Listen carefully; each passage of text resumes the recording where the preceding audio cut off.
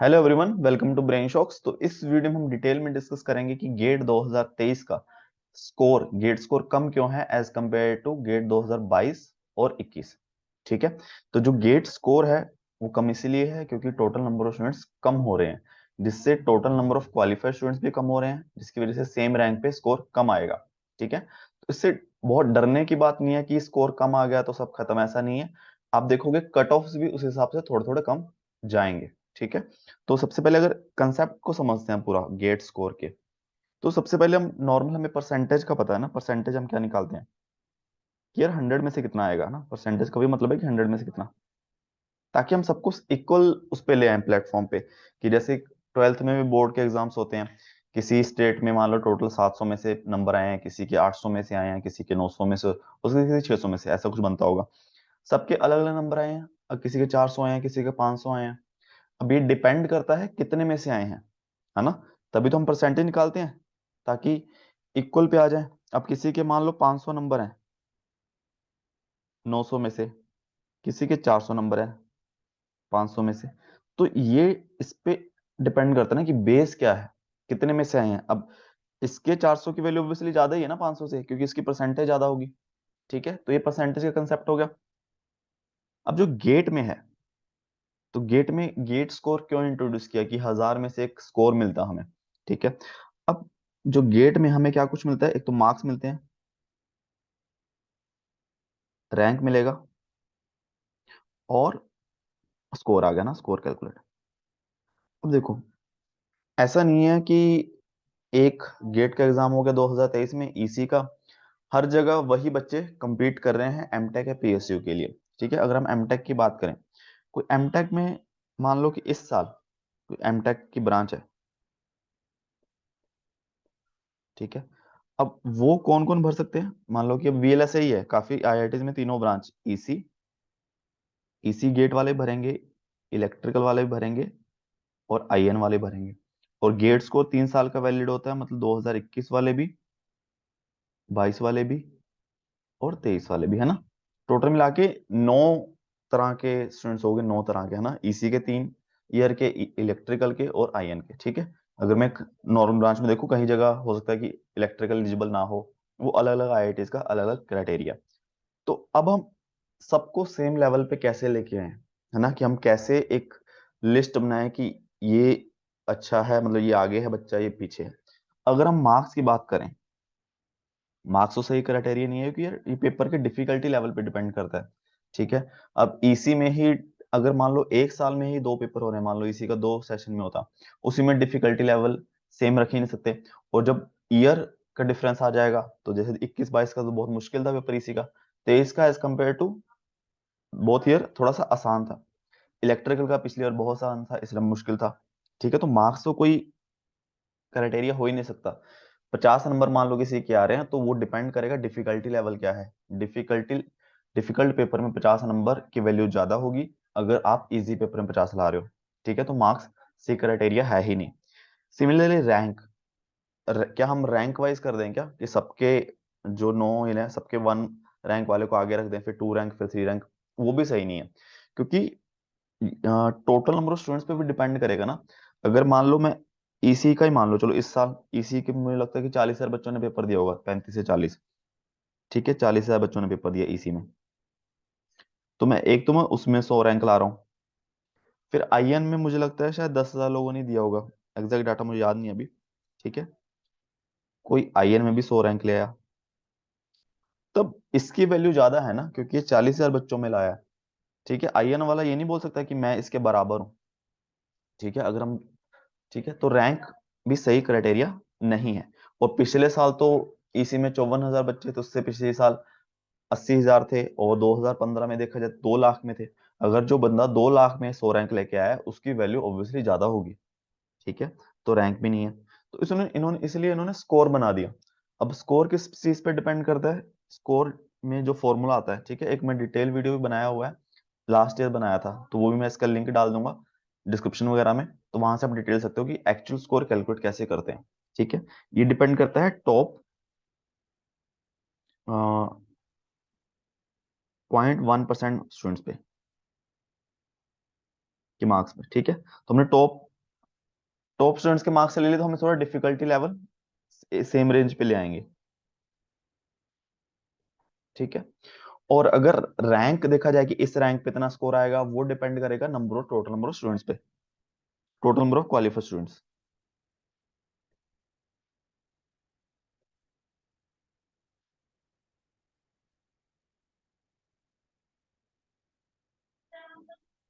ठीक है, जो जिस वीडियो की बात कर रहा हूँ उसमें एंड मैंने डेंसिटी की बात की है कि सेम रैंक पे अगर टोटल नंबर ऑफ स्टूडेंट्स कम हो रहे हैं क्वालिफाइड, तो सेम रैंक पे भी बच्चे कम होंगे, ठीक है। तो उस वजह से स्कोर थोड़ा कम जाएगा, वो हम डिस्कस करते हैं डिटेल में थोड़ा, ठीक है। ये चीज समझ आ गई, इसलिए स्कोर बना है।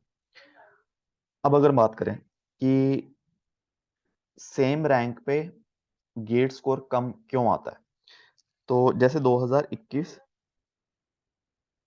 2022, ये रफ डेटा ले रहा हूँ, एग्जैक्ट डेटा नहीं है, 2023, ठीक है, नंबर ऑफ क्वालिफाइड स्टूडेंट्स। अब मान लो कि 2021 में नंबर ऑफ क्वालिफाइड स्टूडेंट्स है 10,000, 10,000 स्टूडेंट जनरल, जो कट ऑफ है, जो जनरल कट ऑफ पे है बच्चा, उसका 10,000 रैंक है, ऐसा मान लो। 2022 में बच्चे कम हुए तो मान लो 8,000 लोग ही क्वालिफाई हुए जनरली कट ऑफ पे, 8,000 रैंक है। 2023 में मान लो कि 6,000 है जनरली कट ऑफ, ठीक है,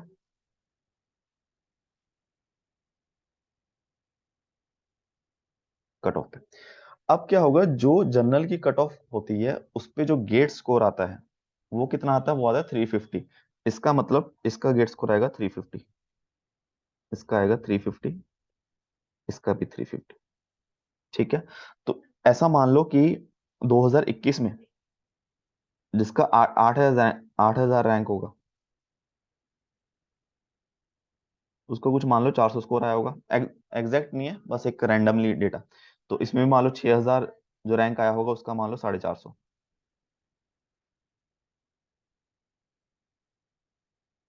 ठीक है। इसमें 6,000 का मान लो 400, ऐसे रफली, ठीक है। तो अब देखो,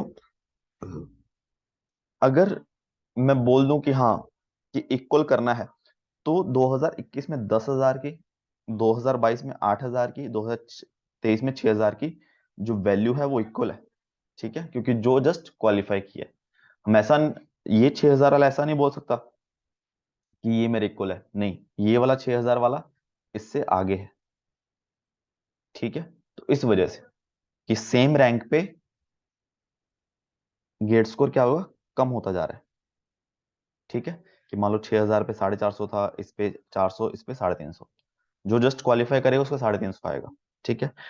और अब इसमें कट ऑफ भी तो कम जाएगी ना।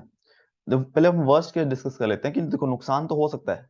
एक वर्स्ट केस, वर्स्ट केस क्या है, ये है वर्स्ट केस, कि अगर ऐसा मान लें कि एमटेक में जो अप्लाई कर रहे हैं सारे लोग मिलकर अप्लाई कर रहे हैं, कि कोई बच्चा नहीं छोड़ रहा है, ईसी के सारे बच्चे 2021 वाले भी कर रहे हैं, 2022 वाले भी कर रहे हैं, 23 वाले भी कर रहे हैं, इलेक्ट्रिकल के 21 वाले भी सारे कर रहे हैं, 22 वाले भी सारे कर रहे हैं, आईएन में भी सारे कर रहे हैं, तब तो हम कह सकते हैं कि जिसका कम स्कोर आएगा उसको नुकसान है।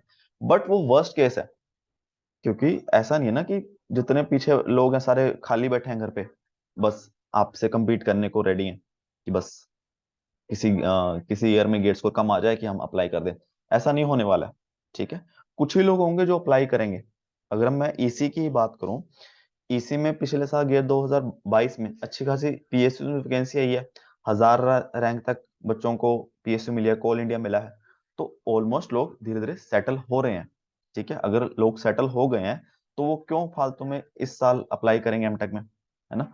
कुछ ही लोग करेंगे, ठीक है। अब मान लो कोई पीएसयू में चला गया, या फिर ड्रॉप किया किसी ने, उसका इस साल स्कोर अच्छा नहीं आया, पिछले साल का स्कोर अच्छा था, वो अप्लाई कर देगा। तो इसलिए इसमें डरने की इतनी बात नहीं है, ठीक है।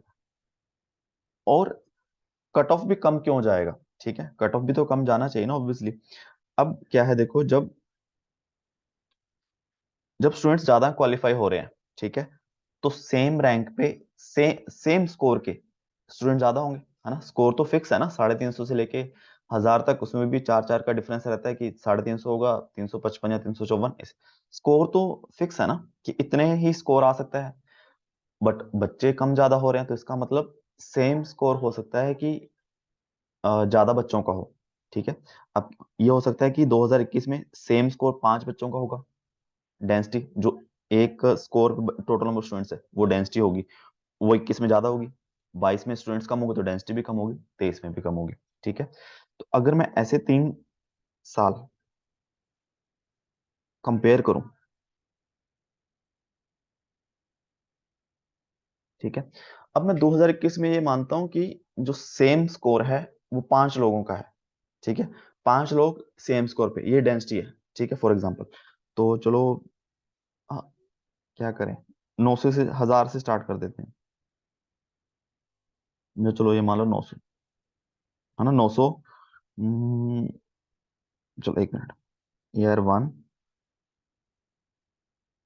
1 2 3 4 5 6 7 8 9 10, ठीक है, टॉप 10 रैंक है। मैं ऐसा एज्यूम करता हूँ कि भाई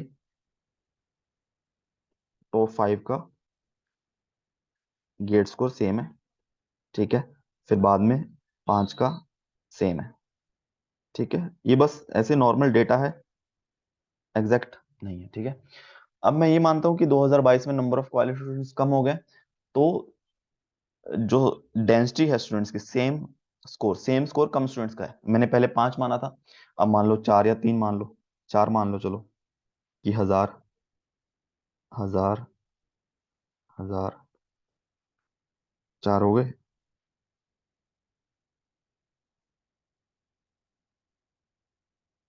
फिर 990, ठीक है।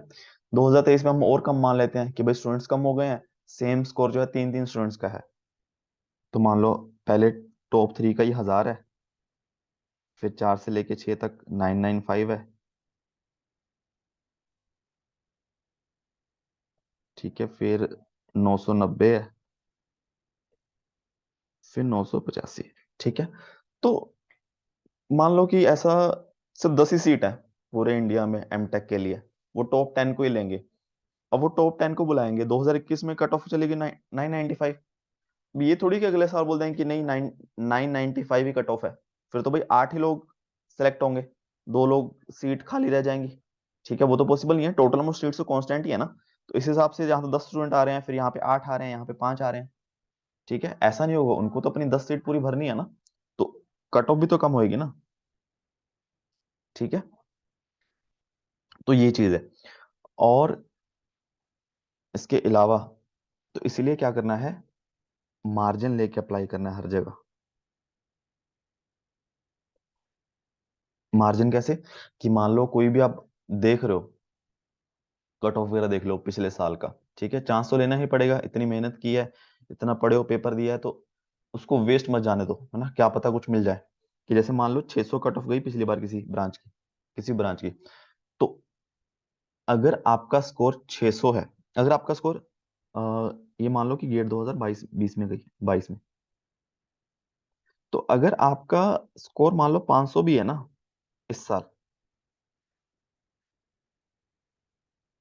ठीक है, तो इसको सोच के चलो कि हाँ ये मैं इसमें ट्राई कर सकता हूँ, ठीक है, क्योंकि कट ऑफ कम जाएगी ऐसा उम्मीद है, ठीक है। और जो ये मिडल वाले स्कोर है ना, 500 600 700, या फिर यहाँ पे मुझे लगता है मार्जिन ज्यादा लेने की जरूरत है।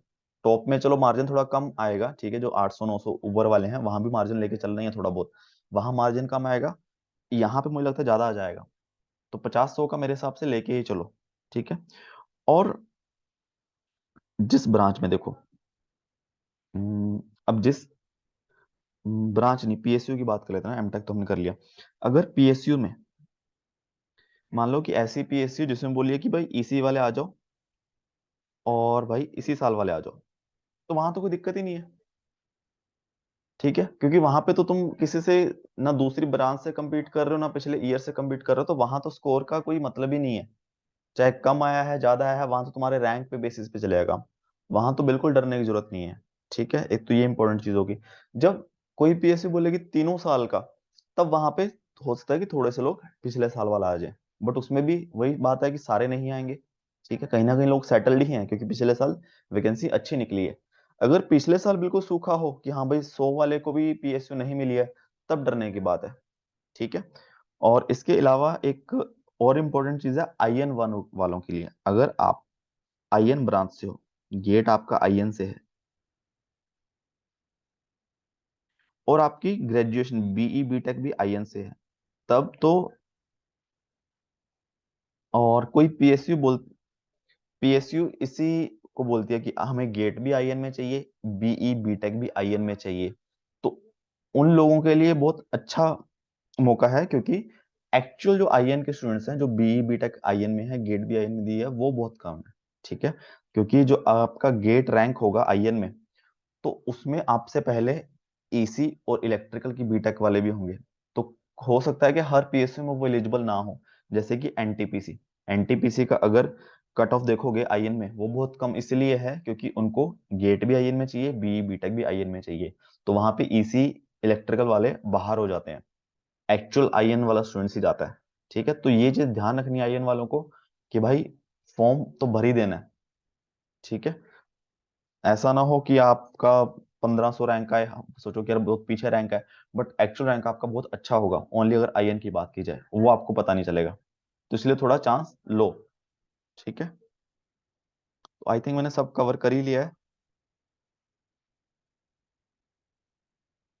ठीक है, तो एक ये चीज ध्यान रखो, और कट ऑफ भी कम जाने वाले हैं, तो इसलिए अप्लाई करो, चांस लो, फिर बाद में अगर कुछ नहीं मिले तब देखा जाएगा। ठीक है, और इसके अलावा कुछ डाउट हो गेट स्कोर वगैरह में, तो नीचे कमेंट कर सकते हो या फिर ग्रुप में पूछ सकते हो। ठीक है, तो वीडियो से कुछ सीखा हो तो प्लीज वीडियो को लाइक करना एंड चैनल को सब्सक्राइब कर देना। Thank you so much.